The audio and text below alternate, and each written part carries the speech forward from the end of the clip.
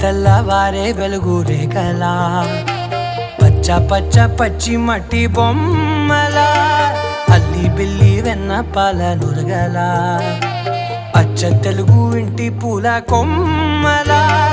దేవదేవుడే పంపగా ఇలా దేవతే మా ఇంట అడుగే పెట్టెనంట బ్రహ్మ కళ్ళలో కాంతులే మా అమ్మలా మా కోసం మళ్ళీ లాలి పాడేనంట. వచ్చిందమ్మ వచ్చిందమ్మ